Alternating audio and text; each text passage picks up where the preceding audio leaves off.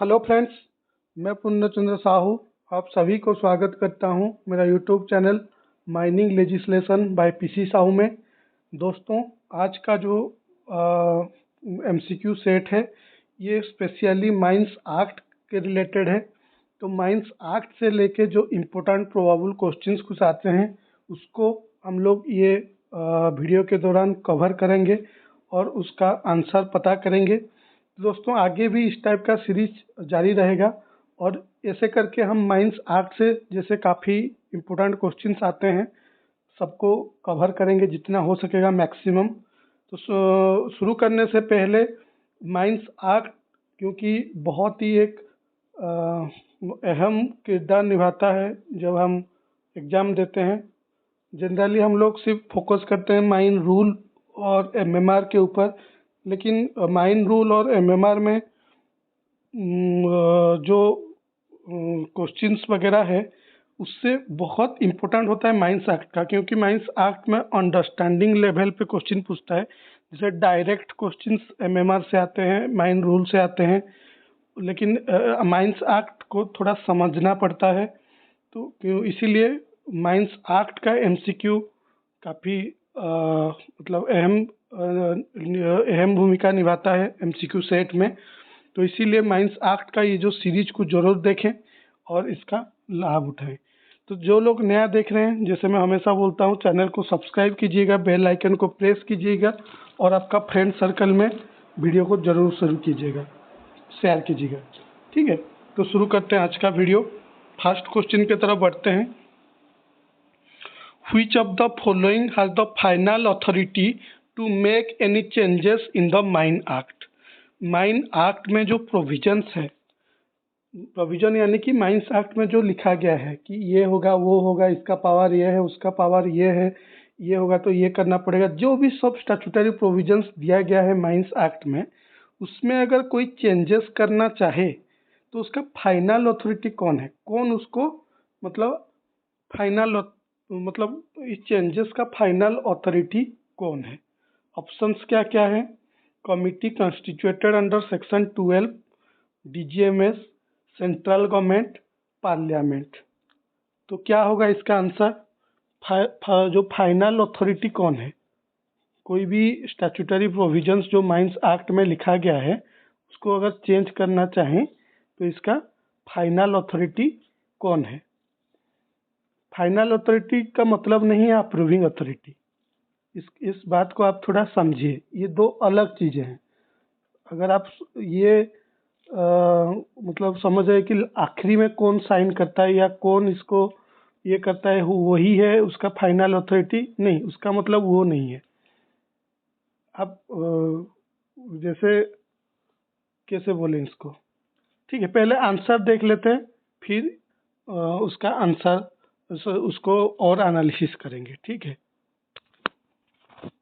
हाँ, तो इसका आंसर हो गया कि कौन फाइनल अथॉरिटी है। इसका सही आंसर है ऑप्शन डी, पार्लियामेंट। कुछ लोग सोच रहे होंगे कि नहीं सेंट्रल गवर्नमेंट होगा। देखिए, सेंट्रल गवर्नमेंट का अप्रूवल के लिए जाता है लेकिन फाइनली, लेकिन पार्लियामेंट में जब तक ये रूल और रेगुलेशन पास नहीं होगा तब तक सेंट्रल गवर्नमेंट कुछ कर ही नहीं सकता। तो इसीलिए इस पर्टिकुलर क्वेश्चन का सही आंसर होगा ऑप्शन डी, पार्लियामेंट। ठीक है, नेक्स्ट क्वेश्चन की तरफ बढ़ते हैं। इन द माइंस ऑफ कंकर, मोरूम, gravel, ordinary sand, provision of Mines Act shall not apply under certain conditions. One of the condition to be existent for the act not apply is dash। ये बोल रहा है कि कंकर, मोरूम, gravel, ordinary sand, ये सब केस में माइंस एक्ट का प्रोविजन लागू नहीं होता है। ठीक है, तो इसका मतलब नहीं है कि मतलब माइंस एक्ट का किसी भी सेक्शन लागू नहीं होगा। कुछ स्पेसिफिक सेक्शंस है जिसको छोड़ के माइंस एक्ट लागू नहीं होता है, लेकिन उसके लिए कुछ कंडीशंस चाहिए। तो बोल रहा है कि ऑप्शन में उनमें से एक कंडीशन दिया गया है, कौन उस एक कंडीशन क्या है? ऐसे 2-3 तो कंडीशन है, उनमें से एक कंडीशन को ऑप्शन में दिया गया है और करेक्ट ऑप्शन को हमको चुनना है। ऑप्शन ए बोल रहा है more than 40% shall not be employed, यानी कि जहाँ पे काम हो रहा है, जो कंकर, मरूम, ग्रावेल, ऑर्डिनरी सैंड ये सब निकालने के लिए 40 से ज़्यादा आदमी नहीं काम करना चाहिए एक दिन में। सेकेंड ऑप्शन बोल रहा है कि 50 से ज़्यादा आदमी नहीं काम करना चाहिए। थर्ड ऑप्शन बोल रहा है 60 और चौथा ऑप्शन बोल रहा है 20। तो इसका सही आंसर है ऑप्शन बी, 50 आदमी, यानी कि 50 आदमी से ज़्यादा आदमी नहीं काम करना चाहिए किसी एक दिन में, तब जाके माइंस एक्ट लागू नहीं होगा। लेकिन कुछ स्पेसिफिक सेक्शंस है जो चाहे कोई भी चीज़ हो वो लागू होगा ही होगा। माइंस एक्ट लागू नहीं होगा का मतलब माइंस एक्ट में जितना प्रोविज़न है वो सब काम नहीं करेगा उस केस में, लेकिन कुछ स्पेसिफिक 6 सेक्शंस है वो जरूर लगता है, उसके बारे में बाद में डिस्कस करेंगे। तो इस पर्टिकुलर क्वेश्चन का सही आंसर है ऑप्शन बी। ठीक है, नेक्स्ट क्वेश्चन की तरफ बढ़ते हैं।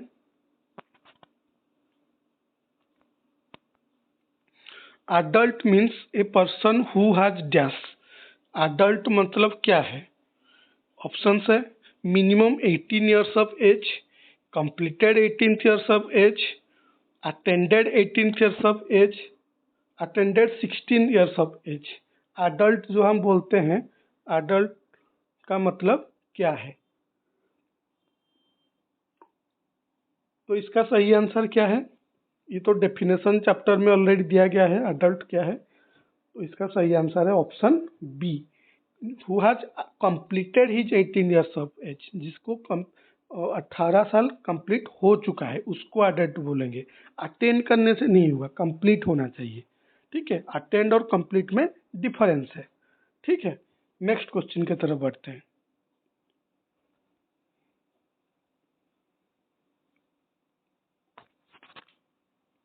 The chief inspector or any inspector may, with a reason to believe that an offense under the act has been committed, they can search or seize any material or evidence dash। बोल रहा है कि अगर CIM को या RIM को लगा कि ये माइंस एक्ट में जितना स्टैट्यूटरी प्रोविजन है उसके अंडर कुछ एक ऑफेंस कमिट किया गया है, मतलब कोई एक उसको वायोलेट किया है, तो उस एविडेंस को निकालने के लिए या उसको सीज करने के लिए कौन सा एक्ट के अंडर में इनके पास पावर है कि उस एविडेंस को, उस मटेरियल को वो सीज कर सकते हैं। ऑप्शन ए बोल रहा है कि माइंस एक्ट के प्रोविजन के हिसाब से ही सीज करना पड़ेगा। ये जो सीज करेंगे एविडेंस को या कोई मटेरियल को, उनको लग रहा है कि ये माइंस एक्ट का स्टैट्यूटरी प्रोविजन को वायोलेट करके ये ऑफेंस किया है, तो उस केस में ये जो सीज करेंगे किस एक्ट का प्रोविजन के हिसाब से? ये बोल रहा है माइंस एक्ट का प्रोविजन के हिसाब से। ऑप्शन बी बोल रहा है कि लोकल पुलिस एक्ट के प्रोविजन के हिसाब से। ऑप्शन सी बोल रहा है कि MMR में हमारा जो प्रोविजन है उसके हिसाब से।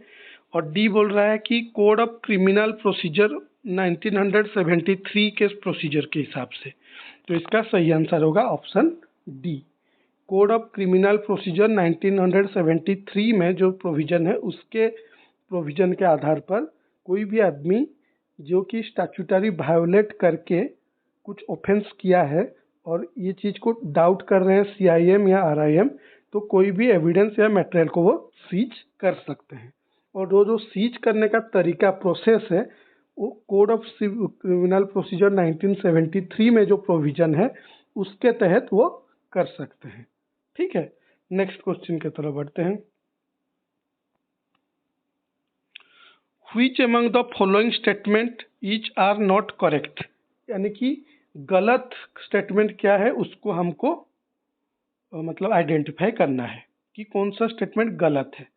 ऑप्शन ए क्या बोल रहा है, term of office of members of committee constituted under section 12 shall be 3 years, यानी कि बोल रहा है कि सेक्शन 12 के अंडर जो कमिटी फॉर्मेशन होता है उस कमिटी का मेंबर्स का कार्यकाल 3 साल होता है। ठीक है, नेक्स्ट ऑप्शन क्या बोल रहा है, हमको ये रॉन्ग स्टेटमेंट को आइडेंटिफाई करना है, ये आप दिमाग में रखिए कौन सा सही है उसको हमको आइडेंटिफाई नहीं करना है। क्वेश्चन को अच्छे से समझिए। सबसे बहुत इंपॉर्टेंट चीज़ है कि क्वेश्चन को समझना है, क्वेश्चन पूछ क्या रहा है। ठीक है, वो बोल रहा है कि कौन सा नॉट करेक्ट है, जो गलत है स्टेटमेंट उसको आइडेंटिफाई करना है। सेकंड स्टेटमेंट क्या बोल रहा है, ऑप्शन बी क्या बोल रहा है, ए कमिटी कंस्टिट्यूटेड अंडर सेक्शन 12 में exercise such power of inspector, यानी कि माइंस एक्ट में इंस्पेक्टर को जो पावर दिया गया है वही सेम पावर सेक्शन 12 के अंडर में कमिटी जो बनाया जाता है उसी के पास भी वही सेम पावर रहता है। जो इंस्पेक्टर का जो पावर है कमिटी भी उसी पावर को एक्सरसाइज कर सकता है, ये पावर उसको दिया गया है। ये ऑप्शन बी बोल रहा है। ऑप्शन सी क्या बोल रहा है, committee gives the opinion on proposals to make rules and regulations, यानी कि जब रूल या रेगुलेशन का फॉर्मेशन होता है, नया रूल या रेगुलेशन बनाते हैं, तो जो प्रोपोजल्स आते हैं कि ये चीज़ को रखिए, ये चीज़ को हटाइए, डिलीशन एडिशन, जो जो सब प्रस्ताव आते हैं, जो प्रोपोजल्स आते हैं, उसके बारे में कमिटी अपना ओपिनियन देता है। ये ऑप्शन सी बोल रहा है। चौथा बोल रहा है नॉन ऑफ दिच। नॉन ऑफ दिच का मतलब क्या है, नॉन ऑफ दिच का मतलब इन जो ऊपर में तीन ऑप्शंस है, इनमें से कोई भी गलत नहीं है, यानी कि सब सही स्टेटमेंट है। ठीक है, तो इसका सही आंसर क्या होगा, इसका सही आंसर होगा ऑप्शन, कोई लोग कुछ कुछ लोग सोच रहे हैं कि नॉन ऑफ दीज होगा, कि ये तीनों तो सही स्टेटमेंट है, इसलिए नहीं नॉन ऑफ दीज होगा, यानी कि सब सही स्टेटमेंट है, गलत स्टेटमेंट इसमें है ही नहीं, ये सोच रहे होंगे। नहीं, इसका सही आंसर है ऑप्शन ए, यानी कि ऑप्शन ए में जो लिखा गया है वो गलत है, बी और सी सही है। ऑप्शन ए में क्या गलत है कि सेक्शन 12 के अंडर जो कमिटी बनाया जाता है, सेक्शन 12 के अंडर जो कमिटी फॉर्मेशन होता है, उस कमिटी के मेंबर्स के कार्यकाल 3 साल है, एक्सेप्ट चेयरमैन। चेयरमैन का कार्यकाल 3 साल नहीं होता है। चेयरमैन तो कमिटी का एक मेंबर है कि नहीं। अगर हम बोल देंगे कि कमिटी का सभी मेंबर का कार्यकाल 3 मेंबर एक्सेप्ट चेयरमैन वाला वर्ड नहीं जोड़ेंगे, जैसे यहाँ पे लिखा अगर रहता कि एक्सेप्ट, दोबारा लिखता हूँ, यहाँ पे अगर लिखा होता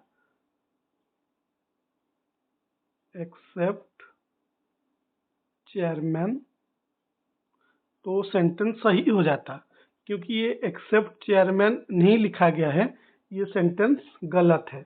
कमिटी का हर मेंबर का कार्यकाल 3 साल नहीं है, सबका 3 साल है, लेकिन चेयरमैन का नहीं है। तो ये वाला तो लिखना पड़ेगा ना कि चेयरमैन को छोड़ के बाकी सब मेंबर का कार्यकाल 3 साल है, तो ये नहीं लिखा है एक्सेप्ट चेयरमैन करके, इसलिए स्टेटमेंट गलत हो गया। ठीक है, समझ रहे हैं ना मैं क्या बोल रहा हूँ, क्योंकि ये ऐसा चीज़ है, देखिए आपको और अच्छे से समझता हूँ। मान लीजिए बोलेगा कि लिखा होगा, मान लीजिए आलू, आलू गोभी चिकन, आलू गोभी चिकन और टमाटो, आलू गोभी चिकन और टमाटो। अगर बोलेंगे कि ऊपर में लिखा गया सभी चीज़ें वेज में आता है, तो ये गलत हो जाएगा कि नहीं, क्योंकि चिकन भी तो है ना। अगर वो बोलता कि ऊपर में लिखा गया सभी चीज़ें वेज वेज है एक्सेप्ट चिकन, तो सही होता है कि नहीं। तो एक्सेप्ट चिकन अगर नहीं बोलेंगे, अगर बोलेंगे कि नहीं ऊपर में लिखा गया सभी चीज़ें वेज के अंदर कैटेगरी में आता है, तो ये गलत हो जाएगा ना, उसमें चिकन भी तो है ना, चिकन थोड़ी वेज है, तो नॉन वेज है। तो बोलना पड़ेगा कि ऊपर में लिखा गया सभी चीज़ें नॉन वेज कैटेगरी में आता है एक्सेप्ट चिकन, ये लिखा होता तो सही होता। वही सेम चीज़ यहाँ पे भी लिखा गया है कि term of office of members of committee constituted under section 12 shall be 3 years except the chairman. Chairman को छोड़ के बाकी सबका कार्यकाल 3 साल है। अगर ये नहीं लिखेंगे तो चेयरमैन का भी कार्यकाल 3 साल हो जाएगा ना, जो कि प्रोविजन में नहीं है, उनका नहीं रहता है 3 साल, बाकी सब मेंबर का रहता है। इसीलिए इसका इस ऑप्शन एक गलत है और इस क्वेश्चन का सही आंसर है ऑप्शन ए। ठीक है, नेक्स्ट क्वेश्चन की तरफ बढ़ते हैं।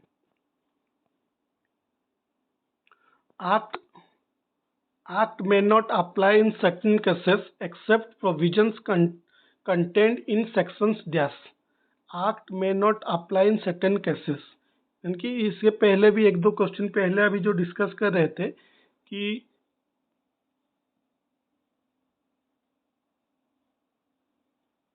हाँ मतलब कुछ केसेस में माइंस एक्ट लागू नहीं होता है, लेकिन माइंस एक्ट का कुछ सेक्शंस है वो सभी केस में लागू होता है। तो वो सेक्शंस क्या क्या है? ऑप्शन ए बोल रहा है 7, 8, 9, 40, 41, 42। ऑप्शन बी बोल रहा है 7, 8, 9, 40, 42, 46। ऑप्शन सी बोल रहा है 7, 8, 9, 40, 45, 46। ऑप्शन डी बोल रहा है 8, 9, 10, 40, 45, 46। तो इसका सही आंसर क्या है? इसका सही आंसर है ऑप्शन सी, 7, 8, 9, 40, 45, 46। ये जो 6 सेक्शंस है, इसको छोड़ के माइंस एक्ट का और कोई भी सेक्शन कुछ स्पेशल केसेस में लागू नहीं होता है। लेकिन चाहे कोई भी केस हो, उस केस में माइंस एक्ट अगर नहीं भी हो रहा है, लेकिन ये जो स्पेसिफिक सेक्शंस है 7, 8, 9, 40, 45, 46, ये लागू होगा ही होगा, इसको कोई मना नहीं कर सकता। ठीक है, ये स्पेशल सेक्शंस है 7, 8, 9, 40, 45, 46। ठीक है, नेक्स्ट क्वेश्चन की तरफ बढ़ते हैं। व्हिच स्टेटमेंट इज करेक्ट, मतलब इस क्वेश्चन में हमको सही स्टेटमेंट को आइडेंटिफाई करना है। No person shall be required और allowed to work in a mine, ये अबव ग्राउंड माइंस का बात कर रहा है। ठीक है, ओपन कास्ट माइंस का बात कर रहा है। व्हिच स्टेटमेंट इज करेक्ट, इनमें से सही स्टेटमेंट को हमको आइडेंटिफाई करना है। ऑप्शंस क्या है? For more than 10 hours in any day inclusive of over time, यानी कि ओवर टाइम के साथ ओवर टाइम को मिलाते हुए कोई आदमी 10 घंटा से ज़्यादा काम नहीं कर सकता। ऑप्शन बी बोल रहा है कि ओवर टाइम के साथ ओवर टाइम करते हुए, उसको मिलाते हुए एक आदमी एक दिन में 9 घंटा से ज़्यादा काम नहीं कर सकता। थर्ड ऑप्शन बोल रहा है कि ओवर टाइम को मिलाते हुए कोई आदमी 8 घंटा से ज़्यादा टाइम काम नहीं कर सकता। और उसी तरह ऑप्शन डी बोल रहा है 12 घंटा से ज़्यादा काम नहीं कर सकता ओवर टाइम को मिला के, एबव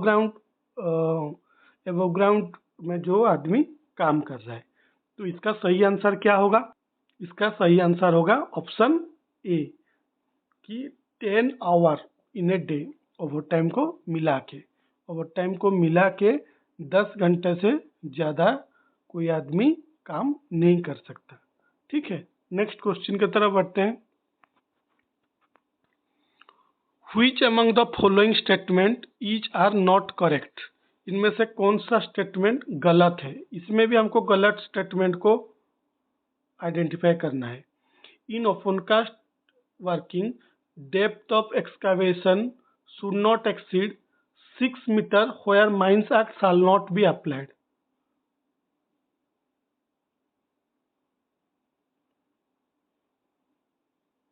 यानी कि ये बोल रहा है कि ओपन कास्ट वर्किंग में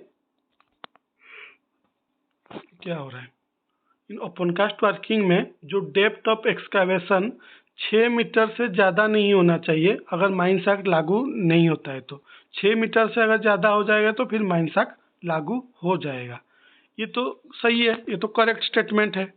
दूसरा क्या बोल रहा है कि ए कमिटी कॉन्स्टिट्यूटेड अंडर सेक्शन 12 में exercise such power of inspector, यानी कि एक कमिटी जो सेक्शन 12 के अंडर फॉर्मेशन किया गया है वो इंस्पेक्टर का पावर को भी एक्सरसाइज कर सकता है। ये भी सही है, दोनों सही है। तीसरा वाला देखते हैं। Central government is empowered under provision of act to exempt any mine from operation of the act, central government को पावर दिया गया है, अगर वो चाहें तो किसी भी माइंस को बोल सकते हैं कि तुम्हारे यहाँ माइंस एक्ट लागू नहीं होगा करके। ये भी सही है, सेंट्रल गवर्नमेंट को पावर मिला है माइंस एक्ट का प्रोविजन के हिसाब से। तो तीनों सही स्टेटमेंट है, लेकिन हमको गलत स्टेटमेंट आइडेंटिफाई करना था, तो इसीलिए इसका सही आंसर है option D, none of these, यानी कि बाकी तीनों स्टेटमेंट सही है। ठीक है, उसमें गलत कुछ नहीं है। नेक्स्ट क्वेश्चन की तरफ बढ़ते हैं।